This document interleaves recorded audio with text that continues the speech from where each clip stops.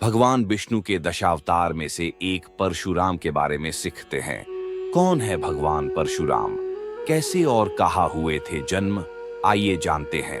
परशुराम हिंदू पुराणों के अनुसार भगवान विष्णु के एक अवतार थे।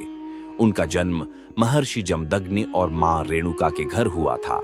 माता पिता के द्वारा इन्हें राम नाम दिया गया था, परंतु भगवान शिव द्वारा इन्हें परशु नाम का अस्त्र मिला था और इसी कारण इनका नाम परशुराम प्रचलित हुआ। परशुराम जी के गुरु स्वयं भगवान शिव हैं। परशुराम धर्म और समाज की व्यवस्था को सुधारने के लिए इस धरती पर जन्म लिया। उनका मुख्य उद्देश्य क्षत्रिय के अत्याचारों को समाप्त करना था, क्योंकि उन्होंने देखा कि राजा और वीर क्षत्रिय अपनी शक्ति का गलत इस्तेमाल कर रहे थे। परशुराम को वीर, धार्मिक और आध्यात्मिक ज्ञान का प्रतीक माना जाता है।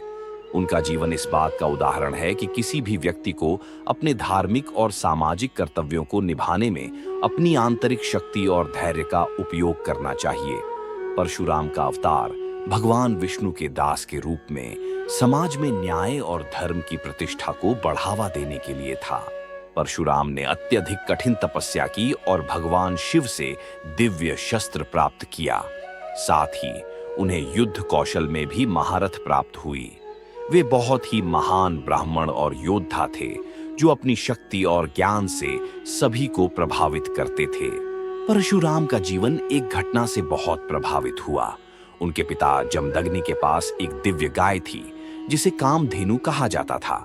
एक दिन राजा सहस्त्रार्जुन ने उस गाय को छीन लिया। परशुराम ने राजा से उस गाय को वापस दिलवाने की कई बार कोशिश की, लेकिन जब राजा ने न माना तो परशुराम ने अपनी पराक्रम का उपयोग किया। उन्होंने राजा सहस्त्रार्जुन और उसके परिवार के खिलाफ युद्ध छेड़ा और उन्हें नष्ट कर दिया। इस घटना से परशुराम ने यह सिद्ध कर दिया कि धर्म की रक्षा के लिए वे किसी भी हद तक जा सकते हैं। कहा जाता है कि परशुराम ने 21 बार पृथ्वी से क्षत्रियों का विनाश किया। उन्होंने यह कार्य तब किया जब उन्होंने देखा कि क्षत्रिय वर्ग धर्म से भटककर अत्याचार और अधर्म का पालन कर रहा था।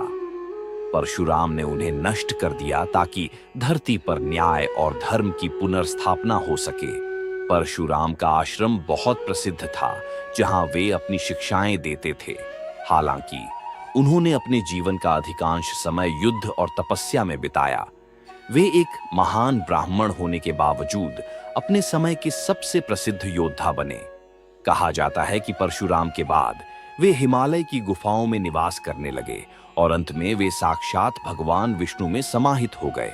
परशुराम का जीवन कई महत्वपूर्ण गुणों का प्रतीक है, जैसे कि धर्म, वीरता, तपस्या और कर्तव्य। वे न केवल एक महान योद्धा थे, बल्कि एक महान शिक्षक और ब्राह्मण भी थे। उनका संदेश था कि धर्म की रक्षा के लिए किसी भी हद तक जाना चाहिए, और अगर धर्म की लाज बचाने के लिए युद्ध की आवश्यकता हो तो उसे नकारा नहीं करना चाहिए। भगवान राम के साथ परशुराम का एक और महत्वपूर्ण संवाद हुआ। राम ने अपने धनुष की शक्ति का परीक्षण करते हुए शिव के धनुष को तोड़ दिया। परशुराम ने भगवान राम को चुनौती दी, क्योंकि वह भी शिव के महान भक्त थे और उनका धनुष पहले से ही तोड़ा हुआ था। परशुराम और राम का संवाद बहुत महत्वपूर्ण था, क्योंकि यहाँ पर राम ने परशुराम को यह समझाया कि उनका अवतार क्षत्रिय धर्म की रक्षा के लिए है, जबकि परशुराम का अवतार क्षत्रिय दमन के लिए था। इस संवाद के बाद परशुराम ने राम को सम्मानित किया और वह उनकी श्रेष्ठता स्वीकार कर गए। ऐसे ही वीडियो देखने के लिए सब्सक्राइब करें गॉड एंड गॉडेस को।